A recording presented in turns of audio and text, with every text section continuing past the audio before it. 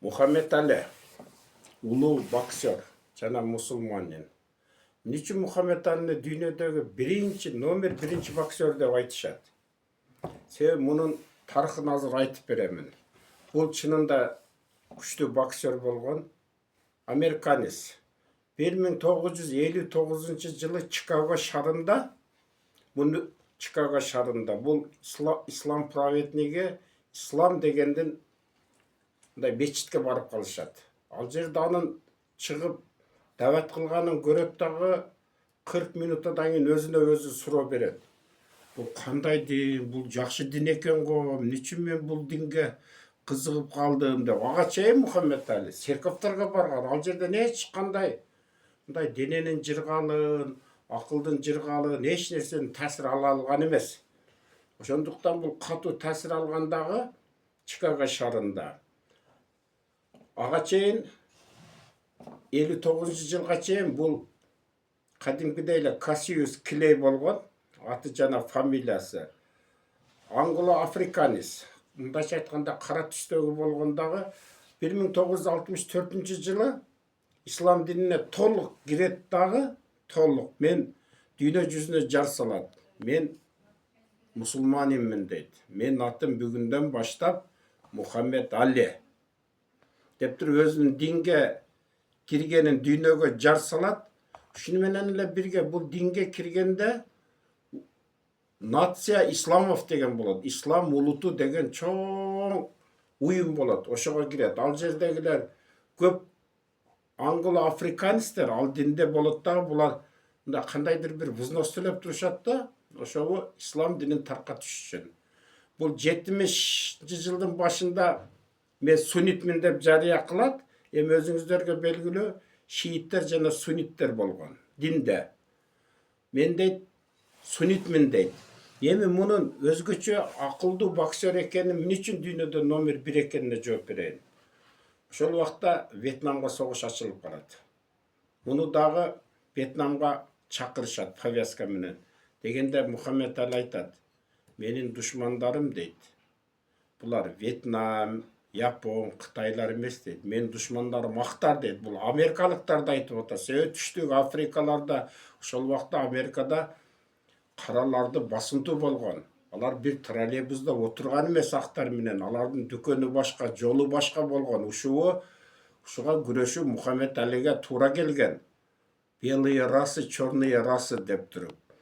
Мен барбаймын деген. Эмне үчүн мен дейт мусулман болуп туруп барып алып Вьетнамга эч кандай зыяны тийбеген мамлекеттин элине мен каршы согушуп мен бирөөнү өлтүрүшүм керек.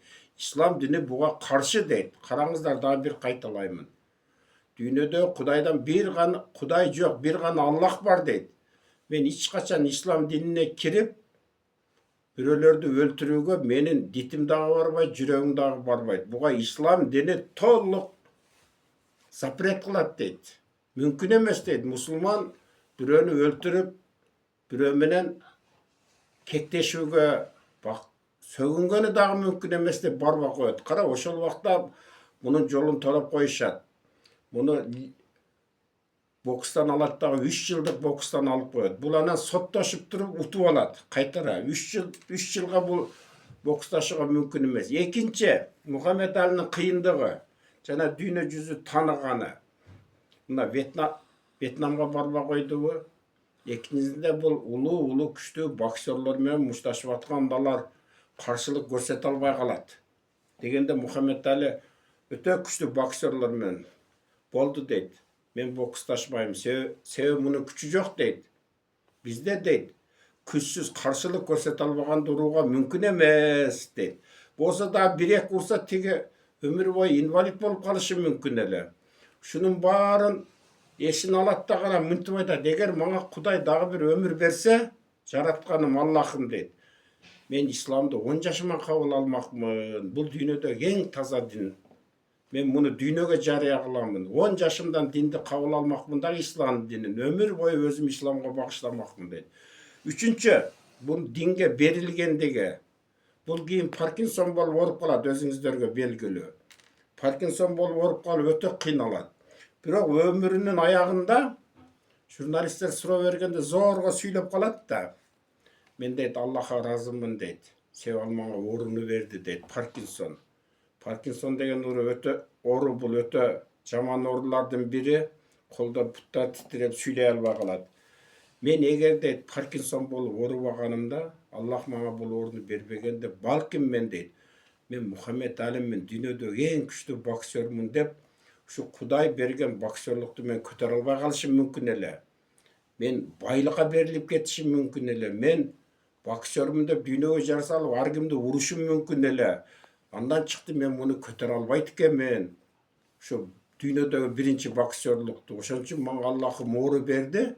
Мен ешкімге зияным тибей қалды, жана мен мақтанбадым дейді. Мен боксер, балким мен байлыққа қызығып кетермін. Балким мен көп аял ала береттермін. Мұны бір Аллах біледі. Ошондуктан мага оруну берді. Мен өмүрдүн аягын жакшы жашап өттүм деген.